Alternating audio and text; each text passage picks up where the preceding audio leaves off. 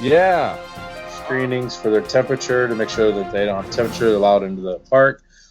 Well, this gentleman thought that he was higher than mighty. He refused to cooperate. He said, "I spent $15,000 on this trip to Disney. You can't tell me I can't be here." Well, guess what? The police was called, and he has been now completely banned from any Disney property across the globe. And they filed trespassing charges against the individual. Wow. Reason I bring this up is we were talking. So I was talking to my father last night, right after Easter dinner with him, and what we got out of this is that you have the right to do whatever you want to do, good, bad, or indifferent. You choose not to get the vaccine for the COVID. That's your choice. If you choose to get the vaccine, that's your choice. You choose to go next door and shoot your neighbor. Well, guess what? There's consequences for your actions, no matter what it is. And this guy's consequences for his actions was he's back at the hotel room or off the Disney property altogether, and his family spent time in Disney World having a great time. So I kind of wanted to bring that up with you guys and got your opinion on that. And I know, Porter, with you being the pastor, might have a little bit more deeper insight to you can do what you want, but you better be prepared for the consequences with that. Let's start with Fish first, and then we'll get to you, Porter. Okay. Do you know if his family got to go in, or you're not sure? It's just the family did go in. That would have been the best part of the story. That is he was taken to the station. Wow. Okay.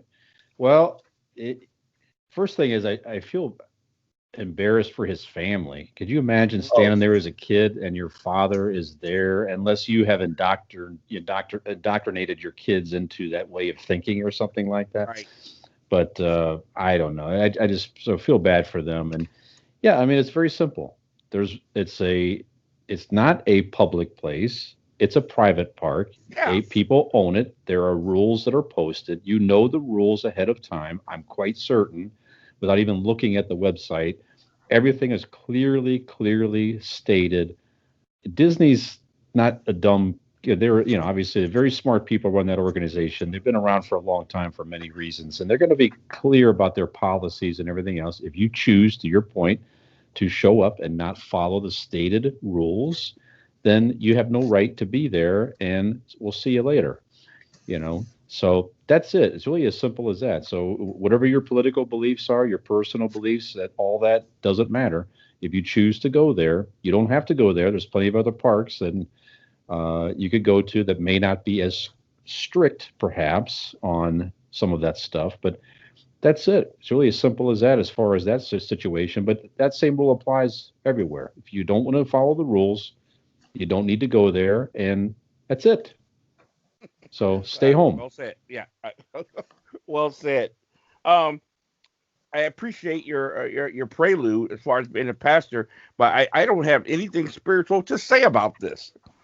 First and foremost, the fact that he thought his money was the bottom line. I paid $15,000. I can go. You can't tell me I can't.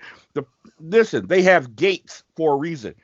Because they can decide who comes in and who doesn't. Okay, they don't care about how much money you spend. All right, this is like Fish said, $1 billion business of very smart people. Your little 15 grand ain't gonna make them. They probably lose that on popcorn every day. So now, secondly, I have no problem against anybody taking a stance with the belief or something, but if you want to look at this specifically, we're talking about a temperature reading. Right. That's the part that gets me, okay? A temperature reading. Yeah, that's all it was. Cannot harm you in any way. There's no religious overtones or anything like that. We talk about a temperature reading, which I'm sure that guy had thousands of times over at the doctor's office. That's the part that gets me. You made a idiot out of yourself. Destroy your family's vacation over this. Whoop, swipe to the left. That's the bottom line to me. That's just the dumbest thing I ever heard. Absolutely stupid. So, yeah, it's interesting what people choose to take a stance on. This is it. Really. Like, pick your battles, man. I've had it with all this mask and this stuff, and I have a right and this and that. I don't want John Cooper on this show anymore. Things like that. Whatever. Oh my gosh. I'm just Yeah. spitballing here. I agree with you, Fish. Though I feel bad for that family because if this was a one-time freak incident, they had to be embarrassed as embarrassed can be. But hold on. If that moron ruined their vacation and spent $15,000 over a temperature reading, I guarantee you this has happened several times before. Sure. Yeah, I Oh, agree. yeah. I agree with that. Yep. I agree with that. I'm not paying an extra $1 for parking. We're No, gonna yeah. sit here. Oh Yeah. my God. Yeah. Nope, I want more ketchup. That's right. Send the whole thing back. Yeah, Nope. he sent it all Yeah. back. Right. Oh my gosh. Yeah. I said no mushrooms. Oh yeah. Yeah, I Yep. can picture this guy. Mm. All right, what else you got, buddy? Another quick story that turns into a segue into a Gen X question I have for you guys. Subaru, excuse me, having issues with the larynx there. Apologize. Subaru plant in Indianapolis has been shut down for a while, and they've just extended that shutdown until May the 8th, I believe. Mhm. Coincidentally, their big plant, which is in Yashima, Japan, where most of the Subarus are done, Oh yeah, they have beautiful shut place. their plant down temporarily for the next month over a chip shortage. So a computer chip that goes into that computer for those cars, there's a shortage of them, and they're going to be behind about 10,000 cars over the next month because of that. Thought that was interesting, and that brought up a question I got to thinking. I remember when I was 16 years old and what cars that we had available to us and what was there. My first car was a 1974 Monte Carlo. Yours It was personally. mine, yes. Okay, It was okay. a 354 four carb dual dual muffler with the gas packs on them. I used to love going underneath the overpasses and Mhm. just plaster that pedal and the sound that just filled that area. And then people, especially if they were walking, scared the nonsense out of them. I'm not gonna lie, but that was my feelings when I was a kid at 16. The 74 Monte Carlo, the 70 and that car was from 71 to 77 or so were the best cars of those years. Then you got the millennials. They had the early 80s. That was their kind of muscle cars. And there were some good cars. The Mustang product was pretty good there. The Corvettes were okay.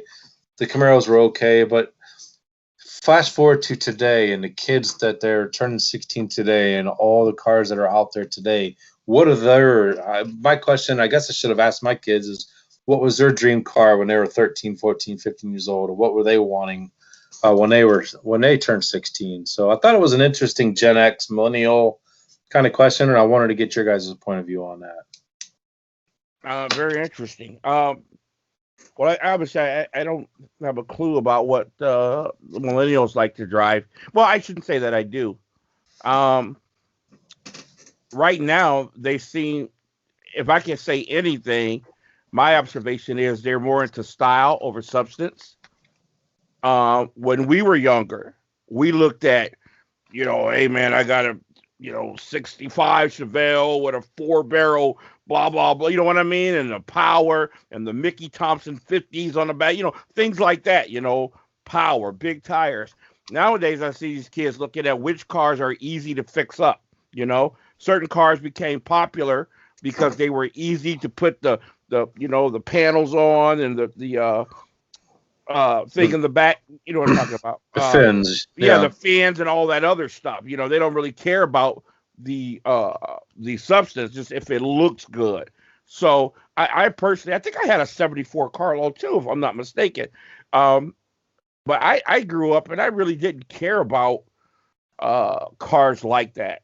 Not until I got older. I just wanted something that drove. I had a station wagon one time that had no bottom in it. You could see the road while you were driving. Jeez. And my foot slipped and actually hit the pavement one time. And Jeez, that was painful. So It's like I a just Fred wanted Flintstone something car, literally. Yeah.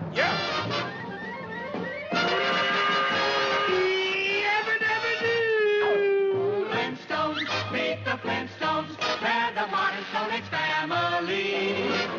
From the town of Bedrock, they're a boys right out of his story. Let's ride with the family down the street through the courtesy of Fred and Pete. When you're with the Flintstones, have a yabba dabba do time, a dabba do time. We'll have a gay old time. Yeah, go ahead. literally. Mm-hmm. So I just wanted something that ran. So that's all I got on that. Fish. Yeah, well, my first was a '74 Plymouth Duster from South Carolina. I had a Duster too. Yeah, this thing was really, really nice, and it was pretty great condition. I mean, the interior was practically flawless, and I found it in a used car lot on Main Street, downtown Akron. I just happened to catch, and then I wound up crashing the damn thing. I ran a red light and totaled it out. Oh my God! Oh boy. Yeah, but if I could have kept that would have been a car I could have. If I was able to, keep it, I could have showed it and stuff like that. But anyway, that was my first. But my dream car as a kid was to get the like a '77 Firebird Trans Am, like the Bandit, stuff like that. Yeah. But yeah, but you're right. It's just changing times. There's a lot of younger people today. It's not necessarily. It's more of the reliability and the, I don't know. And certainly, the as things progresses, it's more about the environmental, spend less on gas and fossil fuels, and electric cars will be more the way. So it's just different anymore. Probably for the better, frankly. But yeah, go ahead. No, while you're saying it real quick, sorry to interrupt. That's right. One of the best things I've seen in a long time, of course, the Hummer came out and still to this day takes a lot of flack environmentally wise. But have you seen the new electric Hummer? It is one of the best things I have ever seen. I saw that. Oh my God, it is sleek. It is beautiful. The inside is amazing, and it's electric. I thought that was the greatest things they've made in a while. There's an electric Hummer joke somewhere. But it's just not. Yeah. It's there. I just chose to let it go. But maybe that would have helped your procedure last week. Oh my God. Anyway, hey, real quick, couple auto stories I got to tell you guys real quick. Two of the best cars I ever had, kind of going on with what you said. I had, when I used to, guys remember, manage the club, Crossroads, Ron, the owner, his wife had a car that she only used to go bring the alcohol to the bar. That's the only thing they used it for. It was a white Mercury Bobcat. And for those of you who don't know about cars, the Mercury Bobcat was the answer to the Pinto. This thing was white with red cherry leather, sunroof, was one of the coolest, fastest, most awesome driving cars I ever had in my life. And I loved it. He gave it to me. Wow. And yeah, it was mint condition. And I drove that car. I loved that car. And then, of course, I closing up the club one night, a girl called me down in Uniontown in the middle of winter, and I decided to take a chance and go after a few adult beverages, and passed out and crashed into the medium on 77 South. Oh my goodness! Yeah. So then it got repaired months later, and it was sitting on the street in front of the old band house on Allen Street, and I was over at Mary Ann's, my first wife, and while we were dating, and I get a call from the van. Somebody just came through the corner and smashed into it. So, but that was a great car. But a few years later, I needed a car real bad. And a friend called me and said, "Hey, I heard you need a car. I work at a car lot. How much money you got?" I said, "I don't have a lot of money. I just started saving. I got $600. He goes, "I'll be there tomorrow." He shows up with a Valère. I don't know if you guys are familiar with that. Old car. Oldsmobile Valères. Yeah. And it was in mint condition. Man, it had heat like I had never saw. It would thaw out the windows in an instant. Drove that car through the winter. It was great. The next summer, I decided to go up to get some movies for me and my wife. I come out to the place, and the car won't start. I mean, it's dead. No electric, no nothing. After, trying to start it, people coming up, my wife come up trying to jump it. We left it there. The next day, a friend tows it to a shop with a tow strap, pulls it. They spend a week tearing my car apart. They called me and said, "We got good news and bad news. Good news is there's absolutely nothing wrong with your car. The bad news is you owe us," I can't remember the exact total, a ridiculous amount of money because they had to tear it apart, and the tow strap tore the radiator out. what happened to the car was underneath the mat was a kill switch, and I stepped on it. Oh, Yeah, no one wow. told me about it. oh no. So anyway, that's my car stories. Wow. Interesting. Did you ever get it back? No. I can't even remember, to tell you the truth. Okay. All right. Okay. Well, fellas, that's all I got for today. All right, good stuff. Good stuff.